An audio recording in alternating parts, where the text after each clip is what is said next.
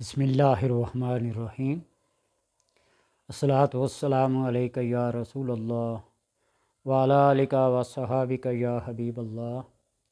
اللہ صلی علی محمد وعلی آل محمد صلی اللہ علیک یا محمد نور من نور اللہ۔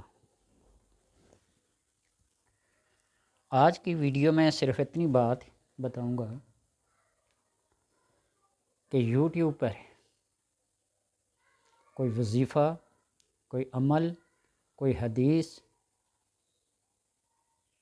جب بھی آپ کی نظر میں گزرے تو اس کی تحقیق کر لیا کریں۔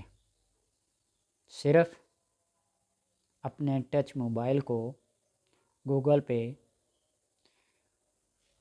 ٹچ کرنے سے ساری باتیں نہیں آ جاتی۔ جو کتابی ذخیرہ ہوتا ہے نا، اس سے بات مثبت اور سچی ہوتی ہے۔ اس کی وجہ یہ ہے کہ ہم عملیات میں ہوں، وظائف میں ہوں، احادیث میں ہوں، تاریخ میں ہوں، ہر بندہ اپنی مرضی کی اور اپنی پسند کی بات اپلوڈ کرتا ہے ویوز حاصل کرنے کے لیے، اور پھر طریقہ بھی بتاتے ہیں کہ ویوز کیسے حاصل کیے جاتے ہیں۔ ابھی تھوڑی دیر پہلے یوٹیوب پہ ایک ویڈیو کسی کی دیکھی کہ سعودی عرب نے سیاہ ستہ جو احادیث کی مشہور 6 کتابیں ہیں ان پر پابندی لگا لی ہے۔ یہ خبر سال پرانی ہے، 6 مہینے پرانی ہے، کل کی ہے، جب کی بھی ہے، لیکن ویڈیو میری نظر سے گزری ہے کہ سیاہ ستہ پہ پابندی لگا لی گئی ہے، اور اس کی وجہ یہ ہے کہ 26,000 یا 29,895 احادیث جھوٹی ہیں، اور ان میں سے صرف 105 احادیث سچ ہیں۔ کیا کس کے پاس گارنٹی ہے؟ جس نے لکھی ہیں اس نے لکھی ہیں، بعد کے آنے والوں کو کیا پتہ کہ انہوں نے اپنی آنکھوں سے دیکھ کے، کانوں سے سن کے یہ سب کچھ کیا ہے، یا نہ آنکھوں سے دیکھا نہ کانوں سے سنا، اپنے من میں جو بات آتی کہ وہ لکھتے گئے۔ اس لیے تحقیق کر لیا کریں۔ گوگل پہ جائیں، ویب سائٹ ایسی بنی ہوئی ہیں، قرآن پاک کی آیات اور صورتیں بھی تبدیل ہوئی ہیں۔ تو اس لیے میں یہ ایک بات کہتا ہوں کہ مسلمان ہونے کے ناطے امت کے اندر فتنہ اور فساد نہ پھیلائیں۔ یہ ویسے بھی آخری زمانہ ہے، دجال جیسے بڑے بڑے فتنے اٹھیں گے اور لوگ اس میں مبتلا ہو جائیں گے۔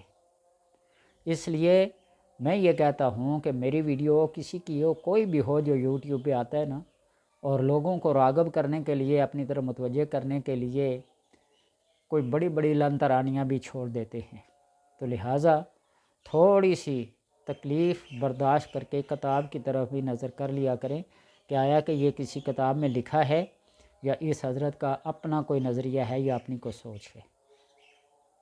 ٹھیک ہے؟ اور دوسری بات یہ کہ ویڈیو جو بھی ہو اس کو توجہ سے سنا کریں۔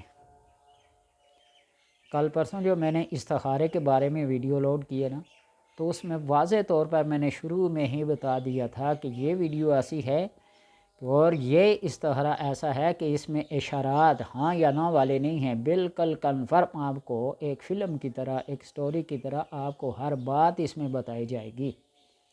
پھر بھی لوگ کمنٹ کر کے پوچھتے ہیں ہاں یا نہ میں اس کا جواب ہوگا یا کیسے ہوگا؟ اگر کوئی چیز دیکھنی ہے تو اس کو توجہ سے سنو، اس کے پھر کوئی مثبت کمنٹس کرو اور اپنی رائے کا اظہار کرو۔